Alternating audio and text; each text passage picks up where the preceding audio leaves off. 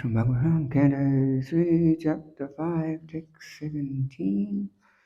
Vidura talks with Maitreya. Shri Sukavacha Sa Ivam Bhagavan Prishta Shatrakusharavo Muni Pumsam Nishayashatena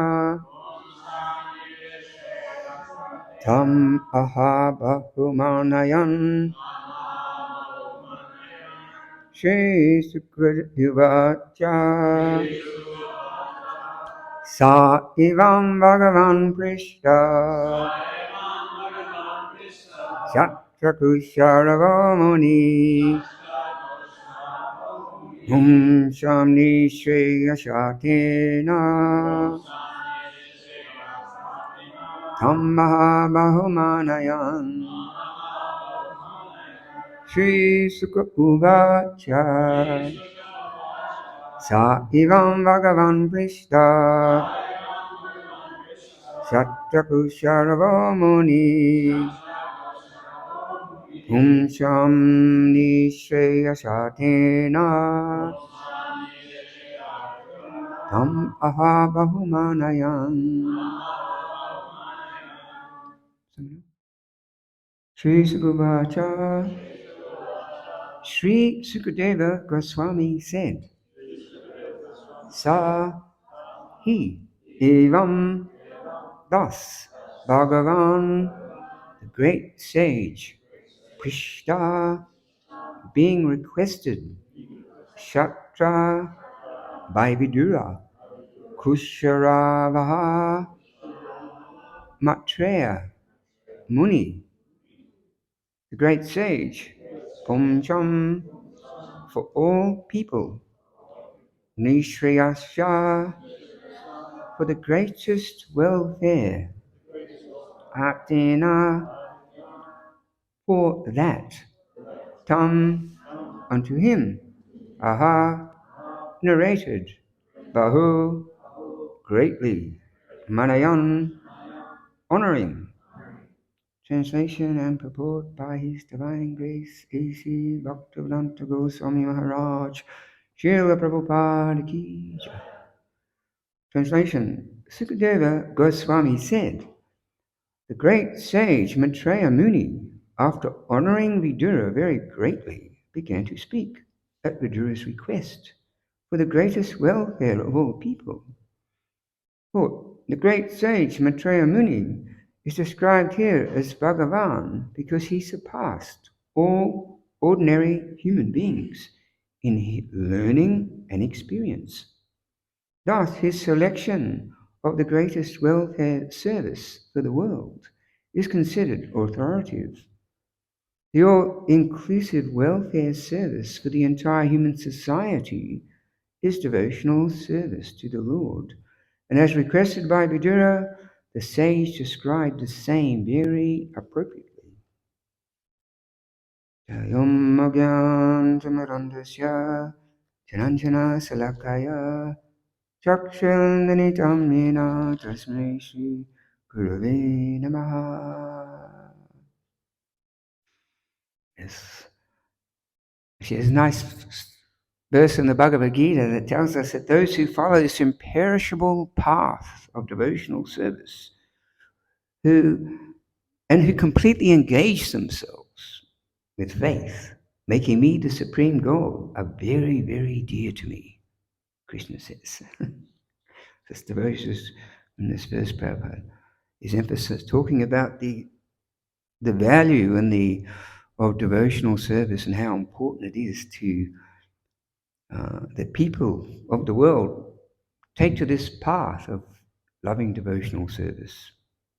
And of course, in the Bhagavad Gita, many different paths of yoga are mentioned. Different paths of yoga. But out of all these different paths, Krishna recommends the path of bhakti, which culminates in this loving devotional service to the Lord. It's considered to be the topmost and best process for self-realization. So to come to this stage of bhakti, it also describes it can take many, many lifetimes. Gradually working one's way up the yoga ladder, the different rungs of the yoga ladder, one can finally come to bhakti. However, it also mentions here that if one is fortunate enough to meet a pure devotee of the Lord, like Maitreya Muni, or those who are connected to a pure devotee, one can get connected to the path. And we've all experienced that somehow or other, by great fortune, we've come to meet a Srila Prabhupada or those who are connected to Srila Prabhupada and his movement, and we had this opportunity to take up this process of devotional service. And it's considered to be very, very rare. And of course,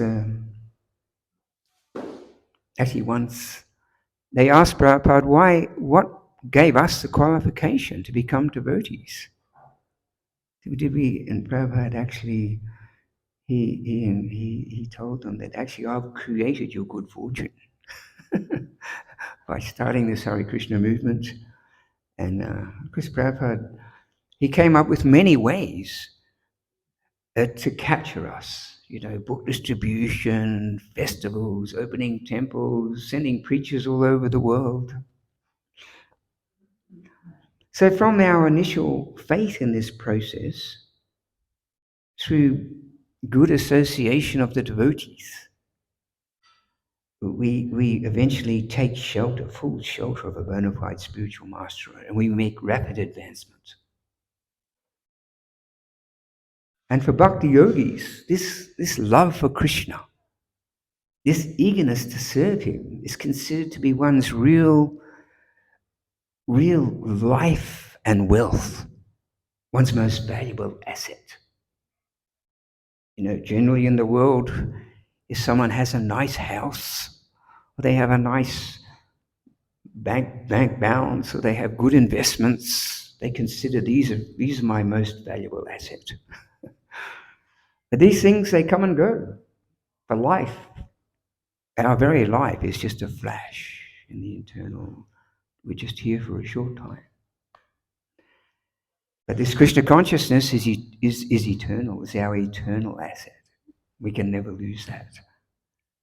And this is what, therefore, whatever adjustment we may need to make in our life, we have to protect our Krishna consciousness very vigilantly. Because we know that this very powerful, deluding material energy, Maya, she's a very clever thief. She's going to try and steal away this most valuable asset. Therefore, we have to be very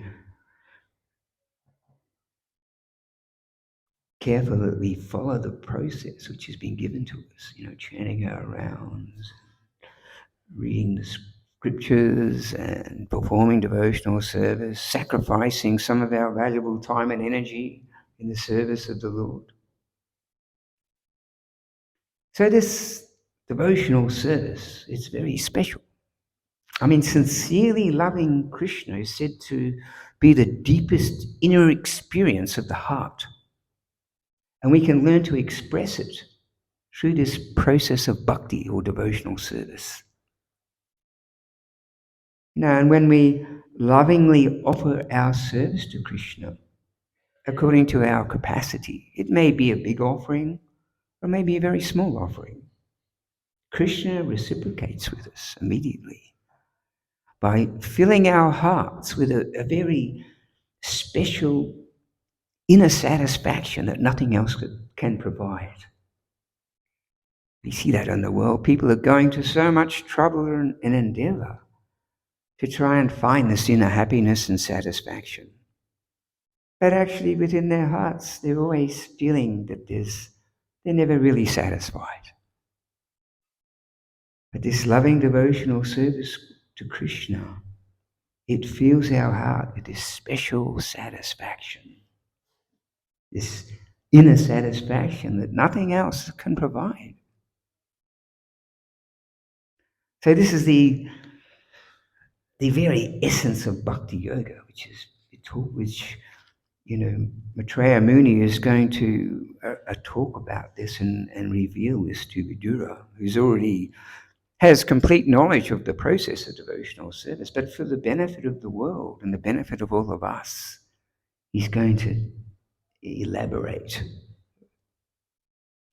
So that Dharma of the living entity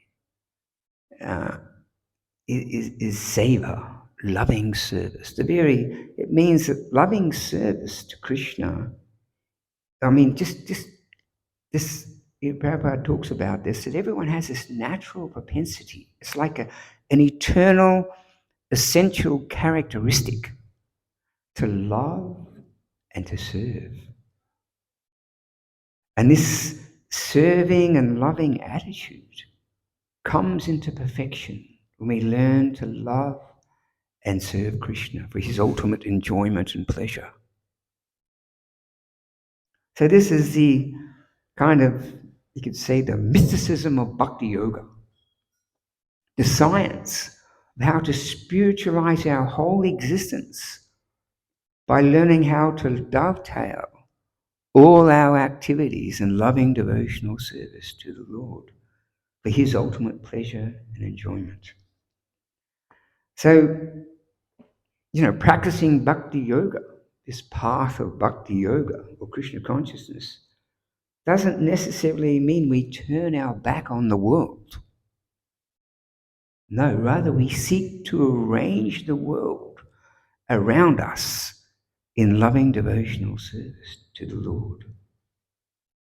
It means in one's everyday activities in relation to the body and the mind, whatever it is, such as working in a job, raising a family, studying, recreational activities, keeping healthy, all these things. The bhakti yogi, he tries to connect them as much as possible as a service to the Supreme Lord. Even keeping ourselves healthy and getting the right amount of sleep, etc. We try and keep the body healthy so we can serve Krishna nicely. He can raise our families, and connect them to Krishna, teach the kids, read them the Krishna stories before they go to bed. And, we have our whole Gurukul system up here. People are getting that inspiration from the very early days of their life. And even working in a job. Prabhupada said in one conversation that even if you just take a percentage of what you earn and give that to the service of Krishna, give it to the temple as a donation, helping to propagate Krishna consciousness, then you'll develop that attitude that you're actually working for Krishna's pleasure. So, to learn how to do this, to really learn how to dovetail everything in Krishna's service, it takes some developed, what they call spiritual intelligence. And this is what we cultivate by taking guidance of a bona fide spiritual master. By learning to love and serve Krishna while living in this world, we can fully come to realize our eternal nature as loving, eternal loving servants of Krishna. That our Dharma is to serve him. And it's only by learning to serve him can we really satisfy our loving propensity. Everyone has a natural desire to want to love and be loved. And one can only really satisfy that loving propensity when one connects to Krishna and receives his loving reciprocation. And the devotees, through this loving devotional service, they become very dear to Krishna. Krishna declares that my pure devotees are always in my heart, and I am always in their heart. They do not know anyone else but me, and I do not know anyone else but them. Just through this process of bhakti, a devotee becomes very dear to Krishna. And although Krishna, we know he's the supreme controller of everything and everyone, that he's systematically conducting all the affairs of the material and spiritual worlds, trillions of universes. As I said, not even a blade of grass moves without his will. He's so powerful. Yet, he allows himself to come under the control of his pure devotees. His pure devotees' love. This is the power of bhakti. That you can even bring Krishna under your control through your loving devotional service. And this is especially seen during Krishna's pastimes, the loving reciprocation with these pure devotees in Goloka Vrindavan. You know, it's like we see one name of Srimati Radharani. She is celebrated as the greatest devotee and greatest worshipper of Krishna. Another name of her is Hari, means she who steals Krishna's heart by completely inundating him with her love. It is said that, you know, Krishna's running here and there in Vrindavan, protecting cows, playing with his friends, killing demons, performing countless intriguing pastimes of love. Although he's just freely roaming throughout Vrindavan, he's bound tightly under the control of the love of Srimati Radharani and his pure devotees.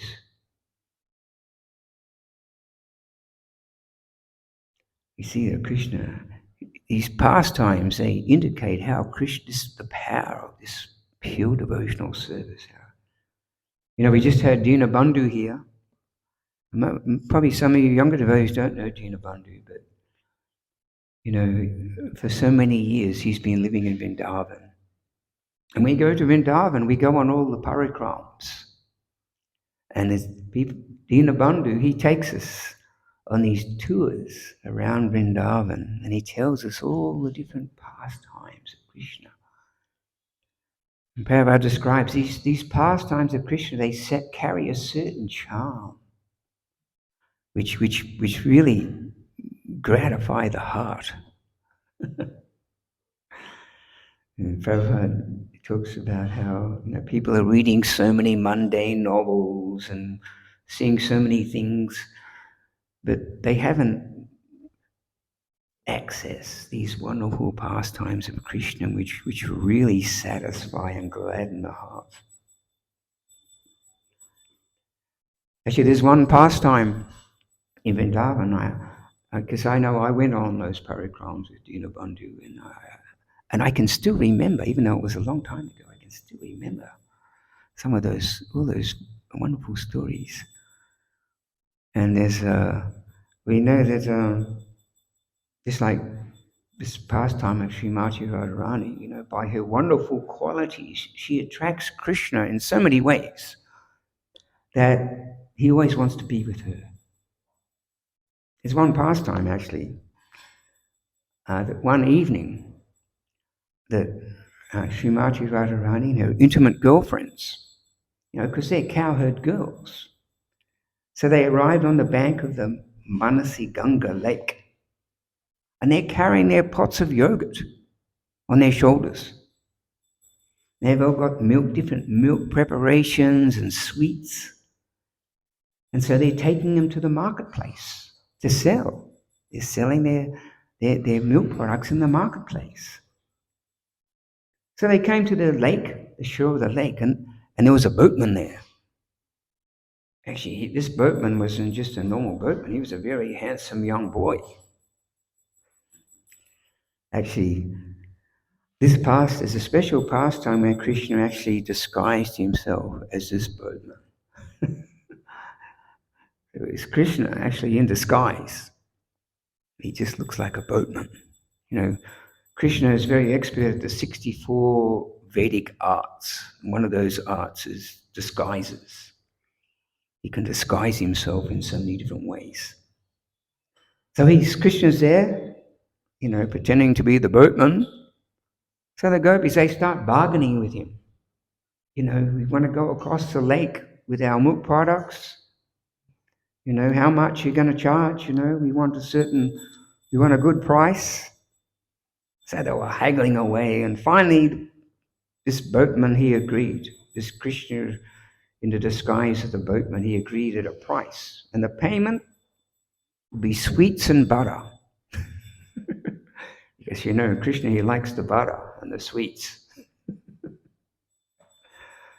So they agreed to a price, so many sweets and butter.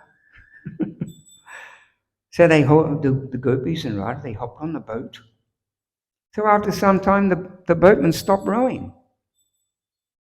He said, I'm too tired and I'm hungry. I need some food to eat. At first they refused. No, we're not going to give you any of this, our milk products. But seeing that he wasn't going to row, they offered him some pots of milk. So he emptied all the pots. He just drank all the milk. So after emptying those pots, he informed that he would now take a little nap. And he wanted 2 gopis to massage his legs and 2 gopis to massage his arms.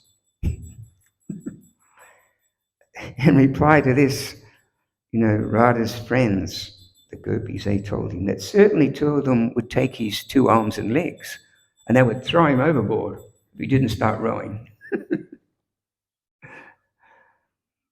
So he started rowing. He was rowing away. And after some time he stopped again. And he told him, this boat is very old. The water's starting to come into the boat. Too much weight in the boat. He told him he must throw some articles overboard. Otherwise we're all going to certainly drown. Eventually they agreed. They threw their pots of milk and milk product, and yogurt and sweetmeats overboard.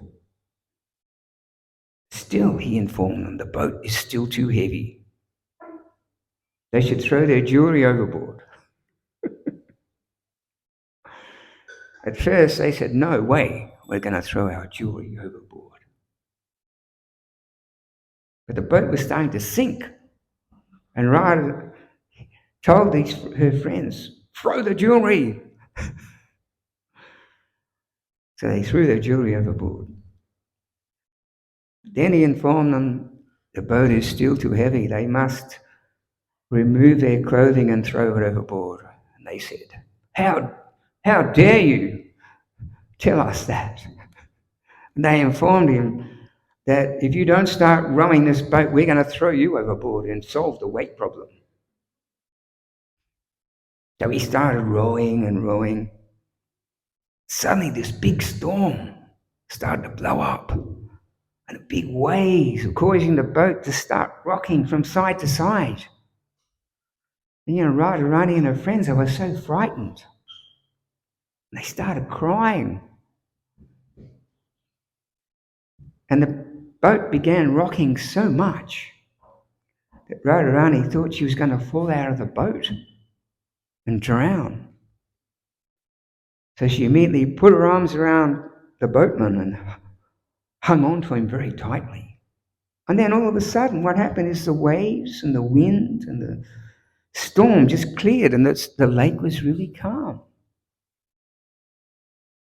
And the gopis turned to Radha and they said, what's the meaning of all this? And Radharani, who had her arms around the boatman, she reached down and she pulled out a flute from the boatman's belt and revealed his true identity. It was none other than that very tricky boy, Krishna, disguised as a boatman. Radharani became very angry. She demanded an explanation from Krishna. Krishna informed her that he simply wanted to get her transcendental darshan. So soon after, Radha and Krishna they spent many hours boating around the lake, visiting various islands, and they was performing their pastimes. Just transcendent land of Vrindavan. It demonstrates this aspect of devotional service, how all these devotees in Vrindavan, these pure devotees, how they completely bring Krishna under their control. It's said that this transcendental land of Vrindavan is always bubbling over with a deliciously tasty variety of astounding, delightful, transcendental activities. Never a dull moment in the spiritual world. And it's only in this divine setting where the divine couple and Radha and Krishna are infinitely expanding their transcendental pleasure pastimes. So Maitreya, he's going to starting telling Vidura all about this devotional service, this highest perfectional stage of yoga. And who is qualified to receive this knowledge is Vidura. Actually, in the Bhagavad Gita, in the 4th chapter, there's a nice verse. It says, a faithful person who is dedicated to transcendental knowledge and who has subdued his senses is eligible to achieve such knowledge, and having achieved it, he quickly attains a supreme spiritual peace. So here Krishna explains the qualification of a person that a person needs in order to obtain transcendental knowledge. They must be faithful, dedicated to their spiritual practices. They must be self-controlled. So, it all starts, we read in the Nectar of Devotion, it all starts with our initial faith. In the beginning, one must have some faith that by following this process of Krishna consciousness, this bhakti yoga, under the guidance of a bona fide spiritual master, my life will be perfect and successful. So this is the beginning of faith. Have some faith in the process. And as one faith develops, one real self-confidence develops due to realizing one's eternal spiritual identity as a loving servant of the Supreme Lord. It's interesting, there's so many different books and so many different programs and seminars on this topic of self-confidence, isn't it? It's a well-known fact that self-confidence is a very essential ingredient for achieving success in any field of life. So this is also the case in self-realization or bhakti yoga. Without self-confidence, they're afraid to take risks. They don't have the courage to explore higher horizons. They're reluctant to open their mind and heart to explore and experience new realities. People become very, you could say, narrow-minded. It's kind of locked in their own little tiny bubble or little illusory universe, which just revolves around going to work and watching the TV and going to the footy, watching the cricket, whatever people do. So when we're back to yoga, so we learn that real self-confidence is not simply based on our worldly successes. It's not based on our achievements, worldly adoration and distinction, which may come from amassing great wealth or fame or followers or power or prestige or influence.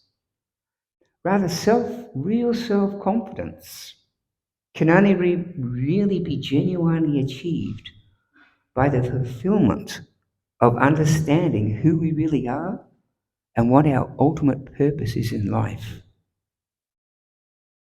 And this can be achieved through this process of devotional service by re-establishing our eternal loving relationship to the Supreme Lord through this bhakti yoga process. One of the biggest problems in the world today is people suffer from this low self-esteem. Low self-esteem really means a lack of real contentment in one's inner life. Like if we just take a piece of paper, now a piece of paper has no real value, does it? Has no value. Piece of paper. It's just a piece of paper. However, when the state officials, when the government assigns certain value to it in the form of paper money, it has value and meaning, doesn't it? Likewise, without understanding the divine purpose behind this creation and the ultimate purpose to our human life, all our efforts in life, all our great efforts and endeavors may actually have very little value and very little meaning. Therefore, it's highly recommended in these Vedic scriptures that we have to discover the purpose, the vision, and the plan of the Lord behind this wonderful creation and learn how to act in according to his cosmic plan. So real self-confidence happens naturally to one who understands his true position as an eternal, loving servant of the Supreme Lord. That all things in this world are rightfully, ultimately owned by him and are meant to be used in his loving devotional service. So the Bhagavad Gita, this Vedic philosophy is teaching us that ultimately self-confidence is not just based on simply our success and achievements of this world. That's based on our faith in the Supreme Lord and also faith in ourselves. Means, whether we're successful in life or we don't, not successful, we simply accept this as the mercy of the Supreme Lord. Thus, we're not overly attached to the results of things in this world. So this is the real self-confidence that brings inner fulfillment. It actually gives us the courage to do the right thing in this world in a wonderful way. This understanding that we're all eternal servants of Krishna, that life is just not so simplistic that just eat, drink, and be merry, for tomorrow we die. But there is a higher purpose and plan behind this creation. So this confidence in the Supreme Lord and also confidence in ourselves is confidence in our eternal self, understanding who we are and what our real ultimate purpose is in life and what is really the best thing we can do for ourselves, our families, for the world. Ultimately life, it's all about making choices and decisions, isn't it? I mean, we're making choices and decisions at practically every moment of the day. We're making choices and decisions.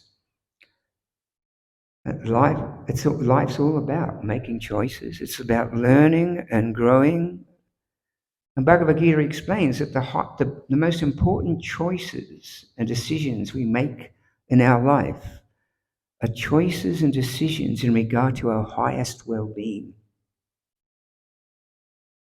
It's all part of ultimately loving yourself, catering to your best self-interest, planning out your best futures, so your destiny will be your life will be more meaningful and your destiny may be more beautiful.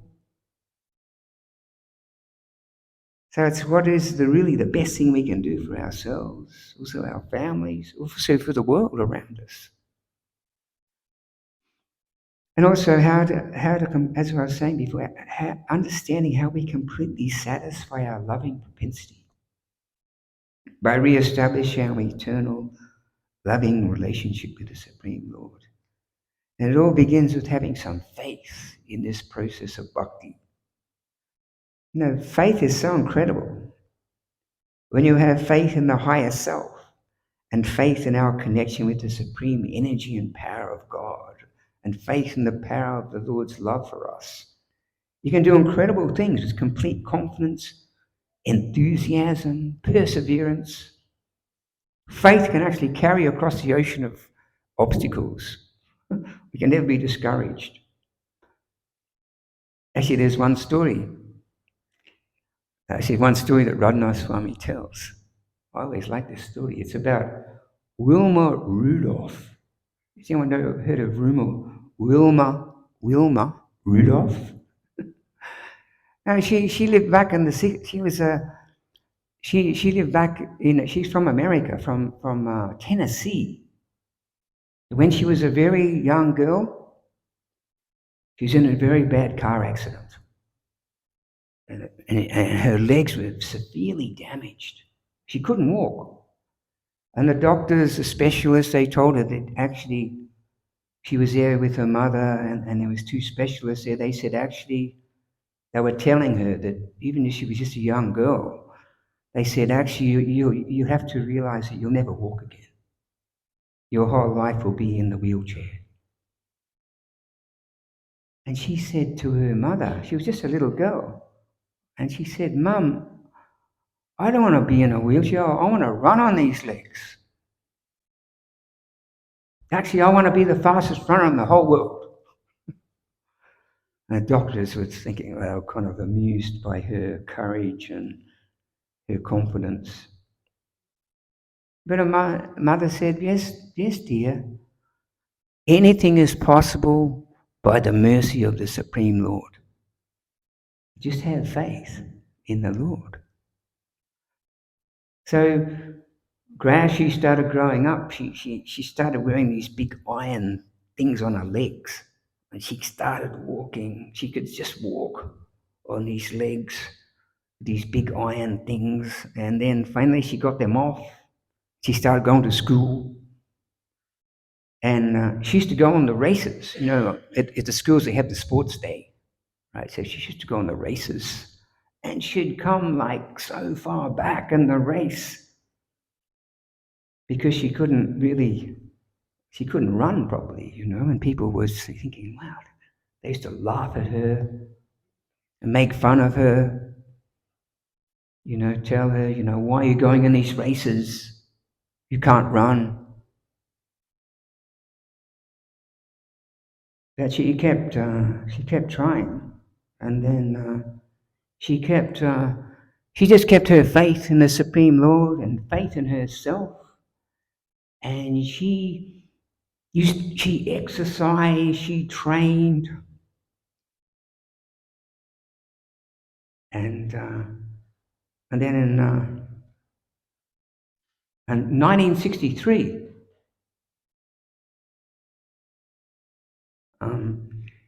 she uh, took out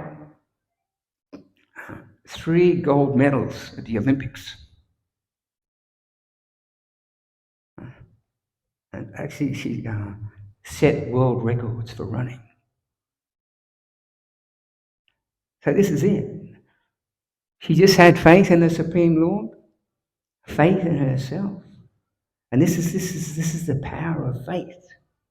When you have faith in the Supreme Lord, the energy of the Supreme Lord, and the power and the faith and the power of the Lord's love for us, you can do incredible things with complete enthusiasm, perseverance. You can do things way beyond what you thought were capable of doing.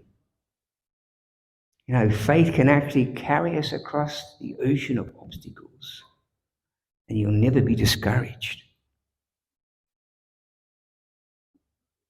So this is the power of devotional service. I think I'll finish there.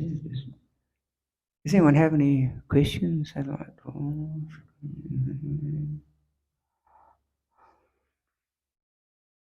Jai Srila Prabhupada ki, Srimad Bhagavatam ki.